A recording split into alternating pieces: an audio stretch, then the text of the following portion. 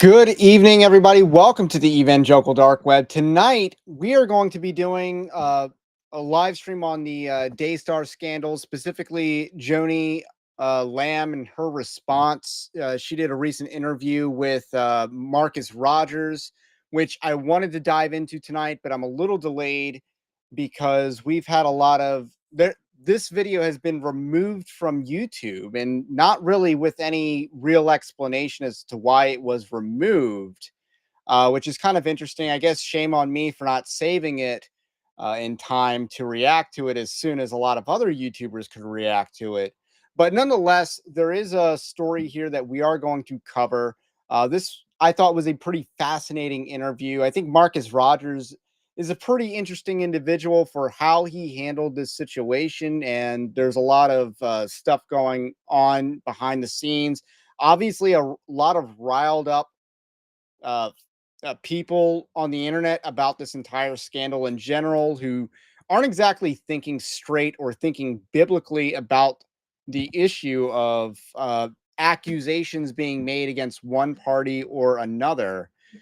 So a lot of things to consider with this story. We want to be biblical in handling this type of situation. So I'm trying to formulate how I'm going to do this stream now that the video has been removed because I had my time stamps ready. I had a lot of things ready, and this interview was wild. Like Joni Lamb just absolutely emasculates her son Jonathan Lamb, and basically insinuates that Susie wears the pants in the relationship, and she's the one seeking a power play at Daystar, which is a nine-figure televangelism network. So to me, that's more of what's at play here. This is a lot of underlying drama, but there's, these people want it's sort of a power battle at an ugly evangelical institution, and I don't think Daystar is a legitimate place of evangelicalism in general. Like, I don't think it's a force for good.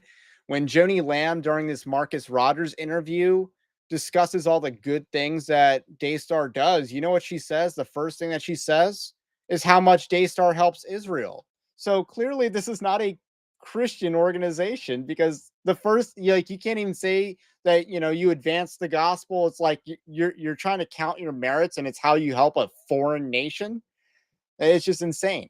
But this story has definitely gotten a lot of people in the comments section because we got to think biblically about this. And I was very fair in the last video I did examining one side. So there's one side that made the allegations, and the big thing with them is that they went to Julie Roys, which is a red flag. Doesn't mean that they're wrong, but if you went to Julie Roys, who's a feminist, who's a liberal, she doesn't. Last I checked, she does not go to a real church, so there's no real spiritual accountability there. And this much is definitely up to date: is that Julie Roys, her ministry, is not an actual organization in and of itself. It uses a liberal college and their nonprofit status to fund. So her ministry is controlled by a liberal college, which is a major red flag. So if you were to donate to her ministry, you would have to donate through this college. Now, they are somewhat upfront about that, but it is not legitimate in that sense. It is completely legal though, but if you're beholden to a liberal college, what does that say about you? And if you're publishing Religion News Service, very left-wing outlet, what does that say about you? Also, just doctrinally, they went to someone who has definitely embraced abuse narratives, whether they're true or false. So when you go to someone who has a history of making false allegations against people like John MacArthur. Now, John MacArthur, not perfect, but she's definitely accused him of a lot of salacious things that are not true. So on this issue, she basically called him a murderer over COVID, and she definitely made pretty nonsensical arguments about his wealth. Now, he's rich, but part of what they what she goes after him for being wealthy or real estate holdings that he's had in Southern California for decades.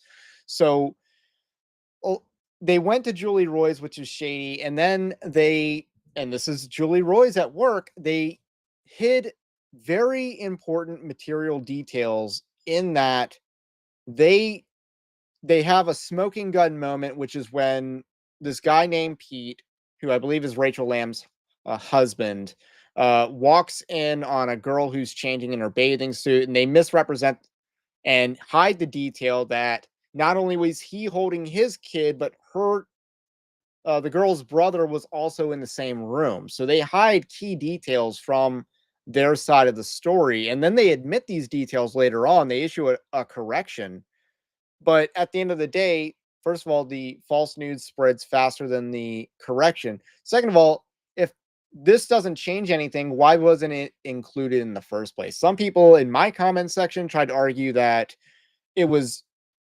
as bad as that doesn't change how bad it is. I'm like, then you should have included that detail if it didn't change how bad it was. So Marcus Rogers has removed the video, and I've not been able to find like a replacement or a re-upload anywhere in the short notice. Shame on me for not downloading it ahead of time.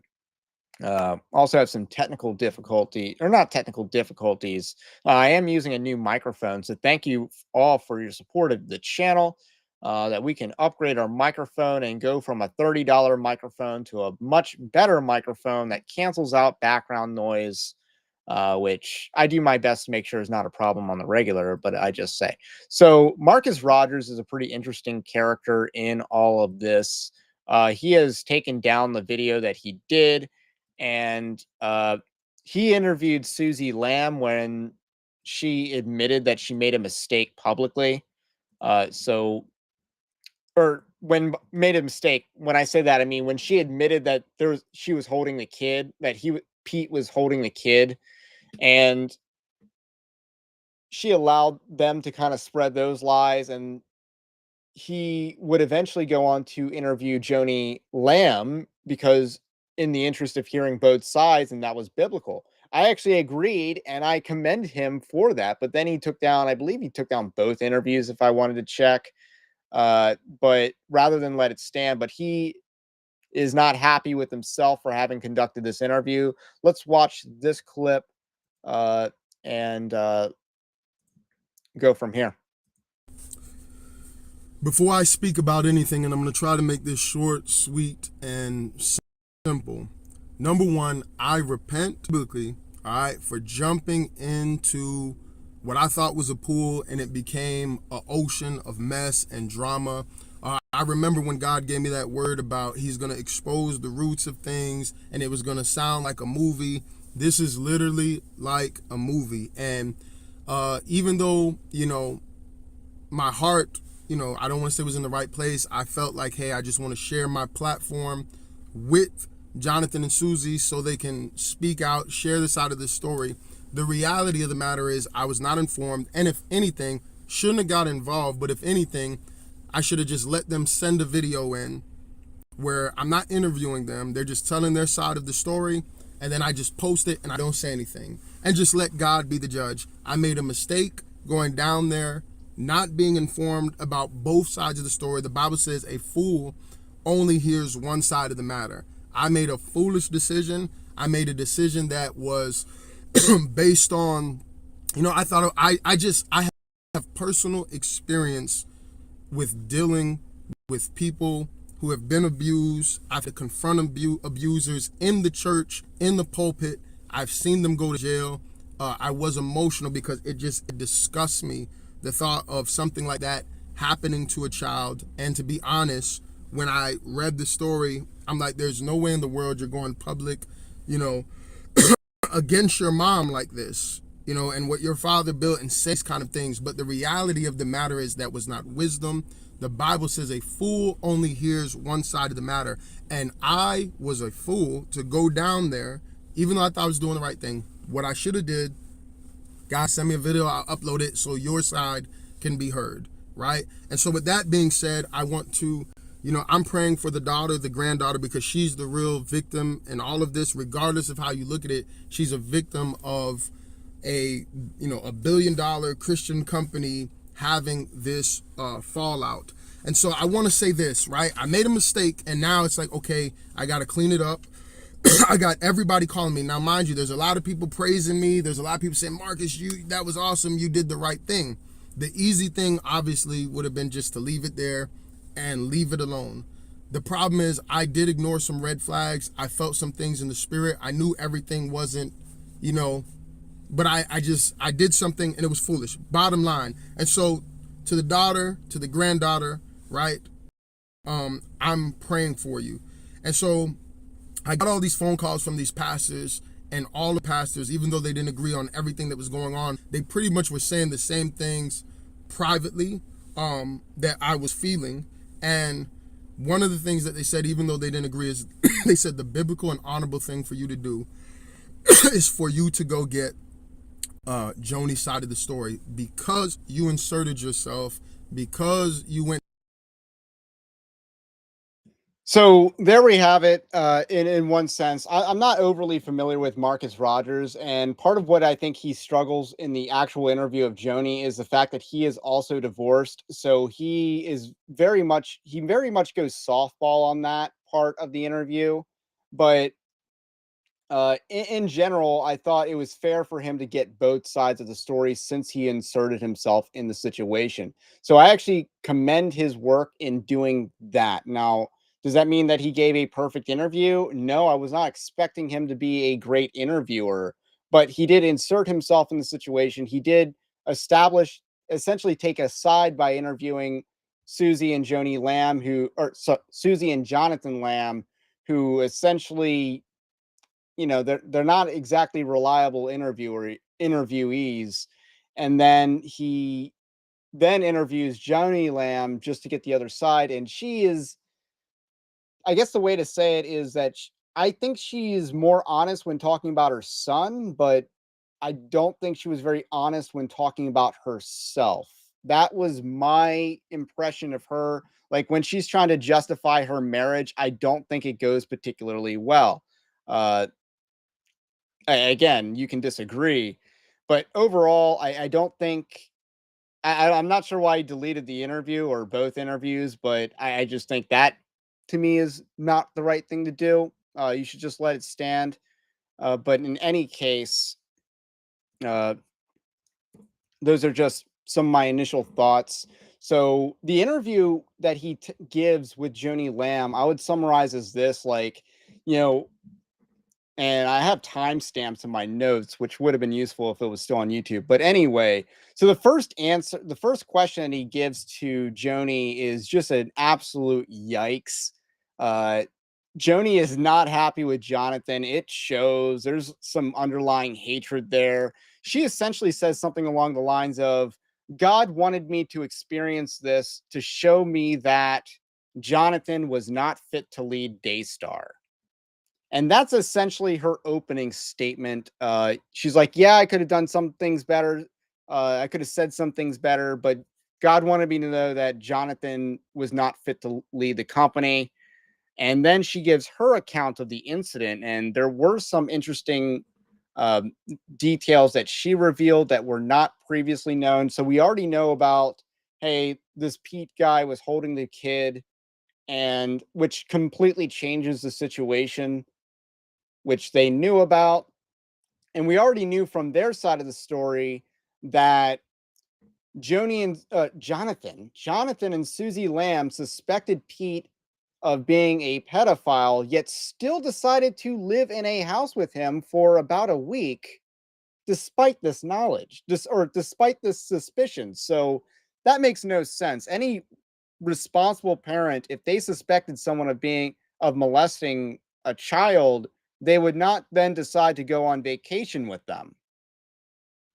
And what was interesting in Joni's interview is that they apparently did it again in 2022. So this event happened in 2021. They went back in vacation with them in 2022 despite this event. That makes no sense. And the other thing that they talk about was that their daughter was. They talk about the granddaughter of Joni Lamb, and that this incident happened at the preschool. And in the Julie Roy's article, it said there was no male staffers at the preschool, so the case didn't go anywhere, or the parents stopped suspecting that it had to do with the preschool. But Joni Lamb and Rachel Lamb also talk about how this was a child who inappropriately touched the daughter and another girl at the school, and that's what the and Joni Lamb, according to her, that's what the police report was based off of. So that is so far a summary of some of the things in the interview. And to me, there's some corroboration with the other side in terms of this statement of facts. The preschool part, the preschool part, and the idea of it being a student that did something bad and not a teacher or a person. That's, I guess, a key dispute. But in either case, Jonathan and Susie Lamb suspected it of being someone at the preschool first, and then they go on to Pete. That is in their side of the story. So a lot of the stuff talks about the lie detector test, which I just don't care for that part of the interview as much. They apparently might have gotten, this Pete guy might have been exonerated with a polygraph test, which again is neither here nor there because I don't know what was asked in the polygraph. Polygraphs and their admissibility is suspect. And there's nothing really to go off of when they're talking about all these details. So just to answer this question, what is going on? I guess at the end of the day, there's four possibilities as to what is going on here. So, and that's a good place to leave off or to go into. Four possibilities. One, uh, this guy named Pete did not abuse Susie and Jonathan Lamb's daughter, and they are lying about him because they are spoiled nepo babies who want control of a Christian empire. That is one possibility. That is the malice, Pete innocent, malice assumed possibility. So that's one possibility. The opposite possibility is that this guy named Pete molested their daughter, and Joni Lamb is covering it up. That is the other possibility here. That's two of four possibilities. That is the Pete guilty, malice assumed option. So those are both of the malice options.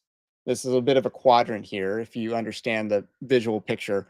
And then you have Jonathan and Susie Lamb are falsely accusing Pete, but they are sincere. Like they actually believe that he did it, but they don't have evidence.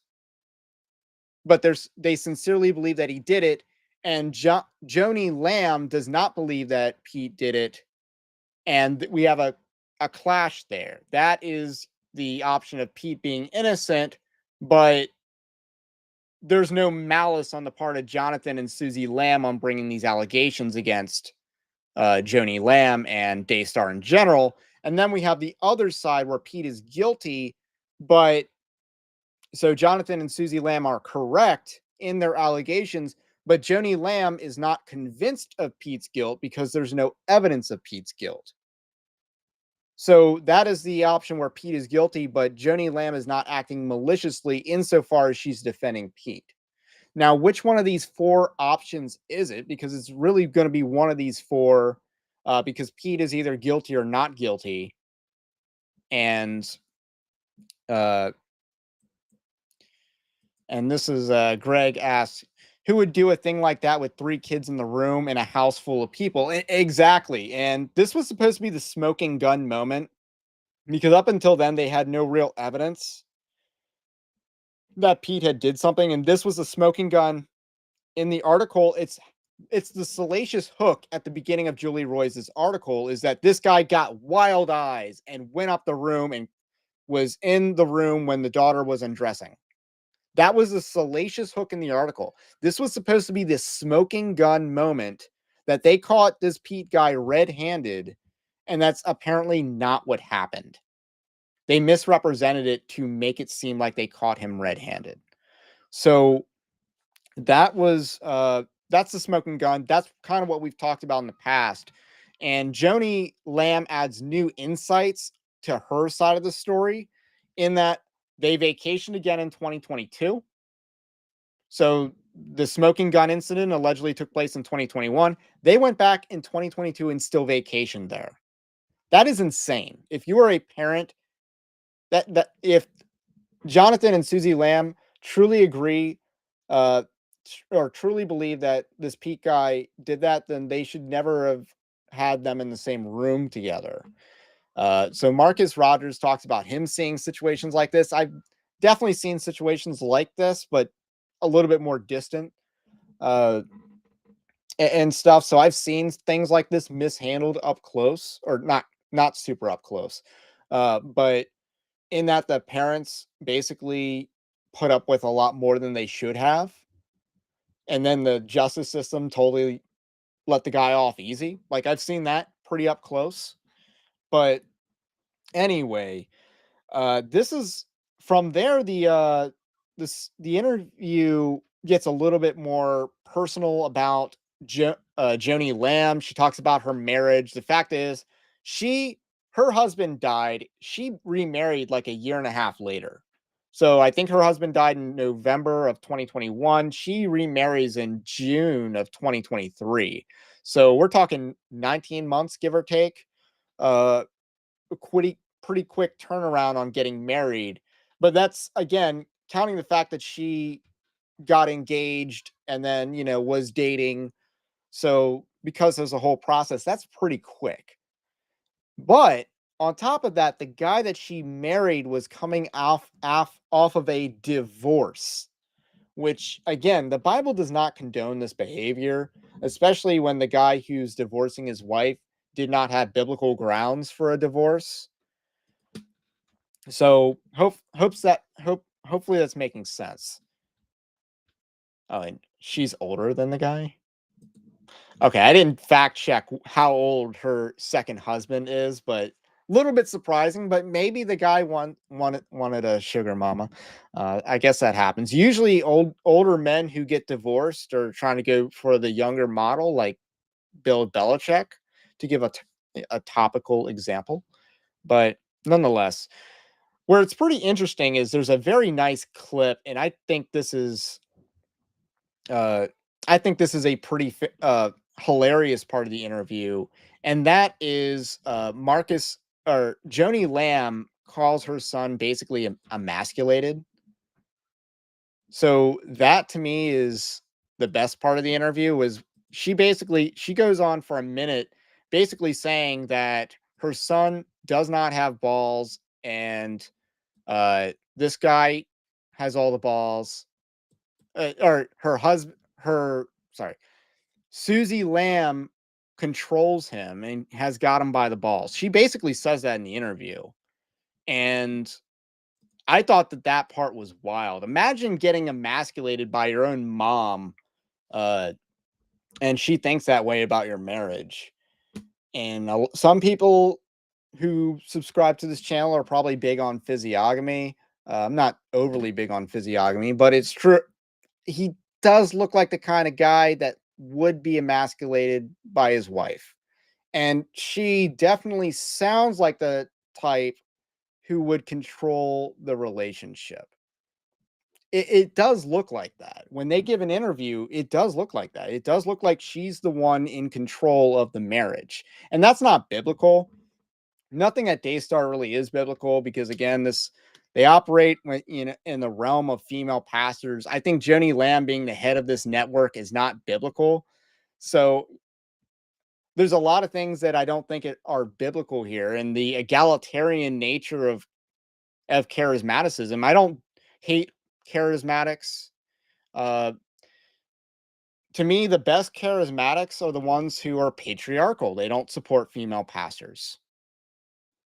And typically, the charismatics that don't support female pastors, they're better on cultural issues because, again, they're not compromised on feminism. And I mean, they still love Israel too much, but they're not compromised on things like feminism. They're not soft peddling homosexuality in their churches. They're not. They're generally the ones who are not going woke. So I, I don't believe they're. I don't believe that believing in the continuation of spiritual gifts makes someone a heretic. I don't believe in the cessation of spiritual gifts makes you a heretic. I think this is a tertiary issue in that you can disagree and still go to the same church, even. But that's a very Baptist belief of mine.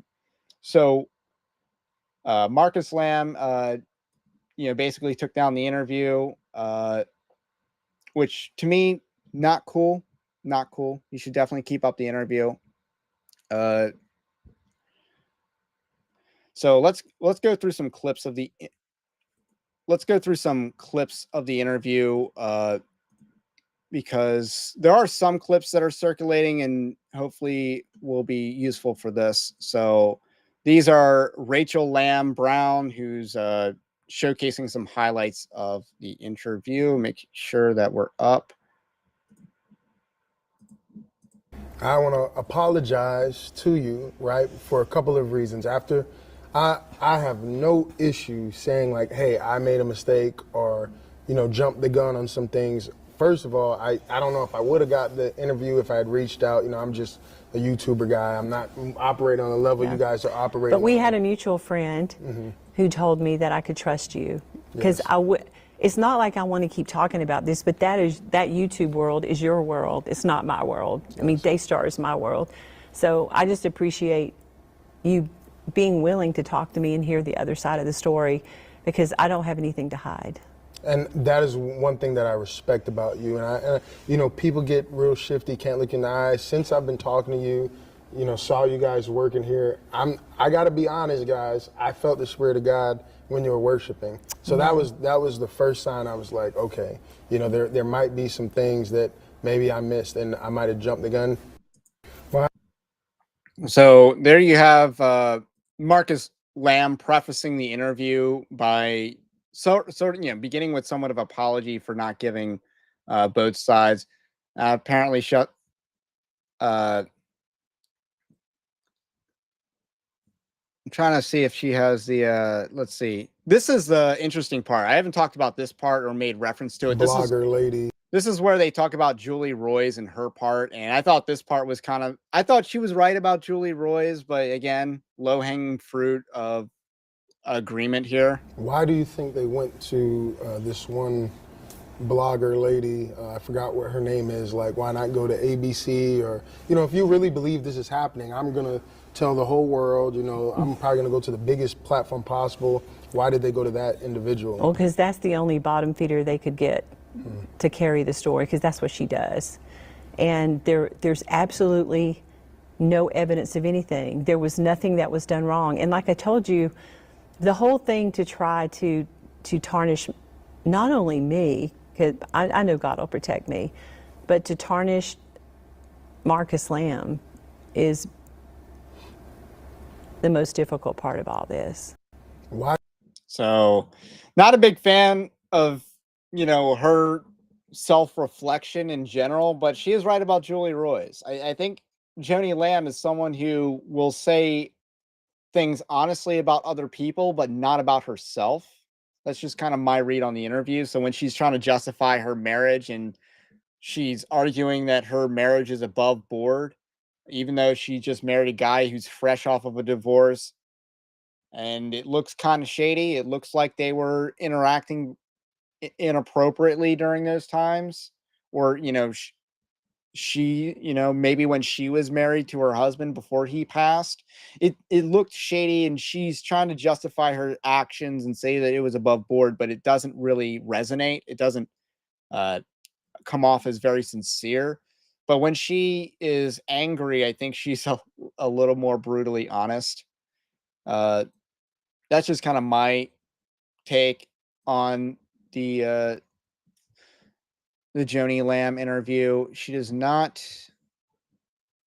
Yeah, again, there's no. I'm trying to see if there's a archive of this at the time, but that's the last clip that I would have shared was when she talks about the blogger lady, Julie Roys, and that is just not exactly no lies detected there. Julie Royce is very scummy. She's a liberal journalist, if you would call her a journalist, which I think is a little too high. But because she's basically a feminist activist in the church. They're all about the Me Too movement, and the Me Too movement is not a biblical movement. And I want to see some of this chat. So I like Marcus Rogers. Haven't followed him recently, but he definitely seems out of place for him. I think part of what made him soft in the interview was the divorce part, because he's personally divorced, he wasn't really willing to challenge her on that. So he made a lot of comments like, I'm going to leave God up to judge. Uh, God's going to be the judge, and stuff like that. So he was very out of place there. I do respect his humility and wanting to understand both sides of the story, though. So that part I thought was commendable. I don't know anything else about Marcus Rogers, though. Yeah, and yeah, Roy's attacked Johnny Mac. Yeah, I kind of covered that earlier in the stream, and she made some lies about him as well. I've covered them in videos on the channel. She has a bone to pick with John MacArthur, and she's attacked him on some very unfair grounds.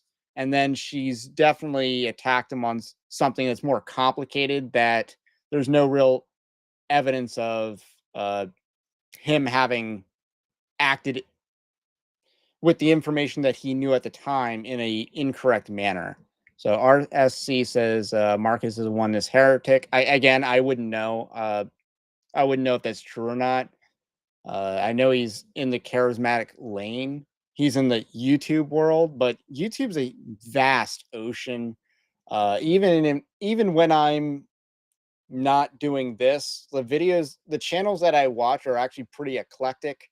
A lot of history stuff. I'm into history, so a lot of history channels and stuff like that. Some sports, some history, not a lot of politics, and not a lot of religious channels. So who pays Roy's? She has her own ministry, and it's through a liberal college. So that's the answer to who pays her. So she has donors through that. I mean, she has legitimate donors. I imagine she makes some money on YouTube, but there's no, I don't think she's being funded by a seedy outlet. I don't think she's being funded by foreign nationals or something like that.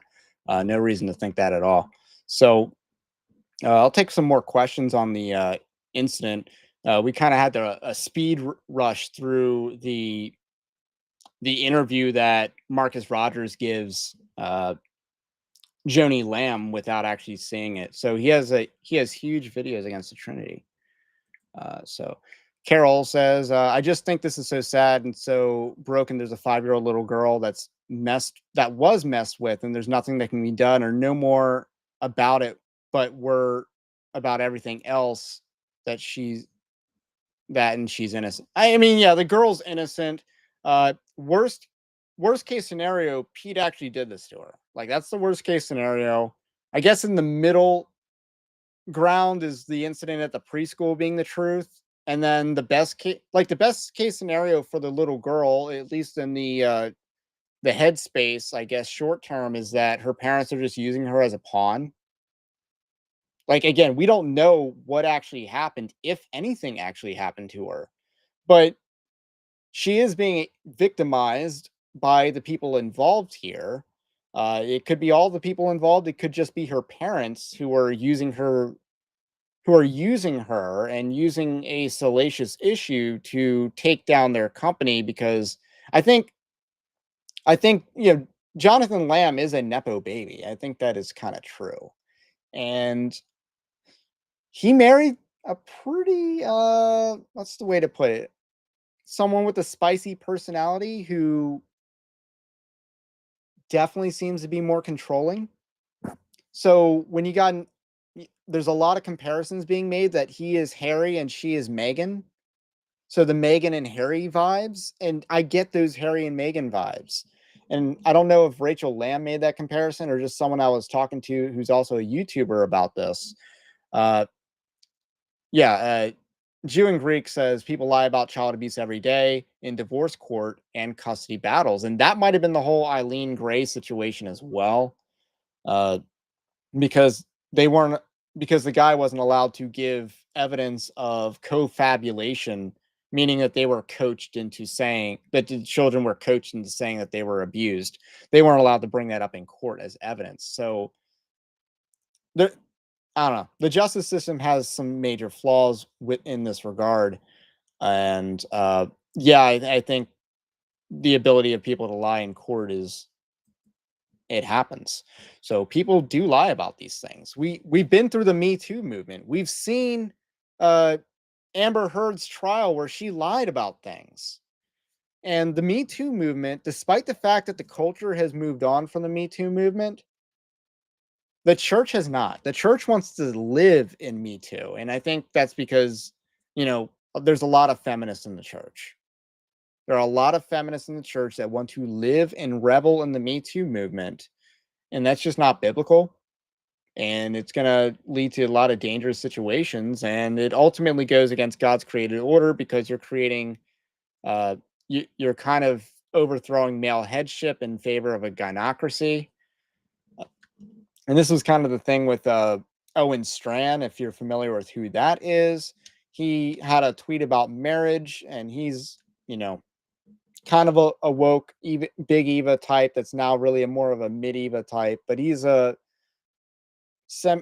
a seminary professor or dean provost or something like that. Now I don't know where he's at, but he basically talked about marriage, and the way he talked about marriage was essentially if you applied Christ and the church, that marriage, it would be basically like the church doesn't have to listen to Christ if, we think that Christ is being mean about it. If we think that Christ is being bossy, we don't have to listen to Jesus. And that's kind of what Owen Strachan was saying about marriage. And it was kind of ridiculous. And essentially, it is egalitarianism that, the husband is head of the household. The husband is head of the household, but only where the wife allows him to be.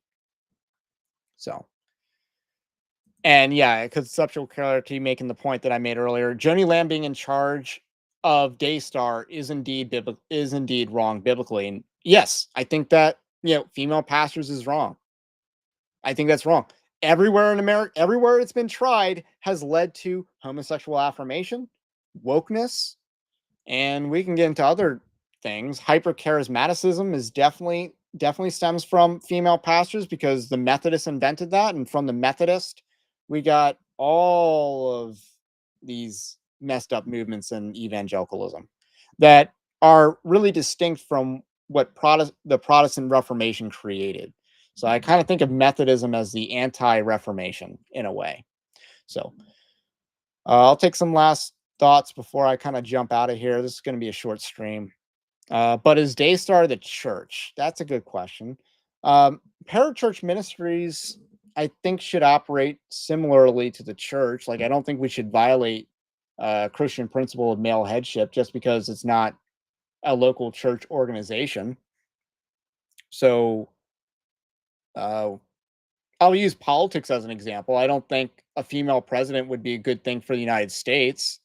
And I know for a fact a female Supreme Court justice has been bad every single time it's been tried. Like Amy Coney Barrett's not a good justice. She was good on one issue, and she's been pretty liberal on every single other issue. And she might even be liberal on the transgenderism issue if the transcripts of the Supreme Court are any indication. So there's a lot of things, I don't think it works. I don't think the girl boss, I don't think a girl boss is conducive to leadership in Christianity. I don't think it works. So totally sexist, totally patriarchal, and politically incorrect opinion there. But that's what I believe. And is there a specific Bible verse that says that a parachurch ministry can't be run by a woman? No, but there isn't a Bible verse on parachurch ministries, but they exist. And, we got to apply biblical principles to them. So those are my thoughts on that. Let me know if you have any more questions. Until then, let me just say, hey, if you like this kind of content, do subscribe to the channel, to the podcast. If you are new, new subscriptions help channels the best on YouTube, but they help videos the best as well. So there's that. I also have a book, Winning Not Winsome, 10 Commandments of Spiritual Warfare, which is available on Amazon, linked in the description below. And that book is about, practicing discernment. It's about discernment ministry. It's about fighting for the church at a local level, at a cultural level. So it's a little bit ahead of its time because a lot of pastors are talking about this is the time to build. This is the time to build things. I know Mark Driscoll has definitely made a point about this is the time that we have a reprieve. This is the time to build. That's chapter 10 in Winning Not Winsome, the 10th of the commandments of spiritual warfare is about building, divesting and building. But if you need help finding a church, this book can help you there. But it also talks about not elevating people beyond what they should. It talks about how we should argue and engage in the culture war. So it's a very practical book. If you liked The Boniface Option by Andrew Isker, you'll like this book. And if you like Shepherds for Sale by Megan Basham, you'll like this book. It's kind of a hybrid between the two, stylistically speaking. So let's see. Formosan Black Bear with the base comment that all libtards are funded by commies directly or indirectly. Again, I think some people are just simps. Like, they would just do it because. So that's my opinion. Some people just believe in the cause. Some people believe in the cause. So without anything else, no other comments, I'll just end the live stream right here. We'll keep it nice and short tonight. So have a blessed day or night,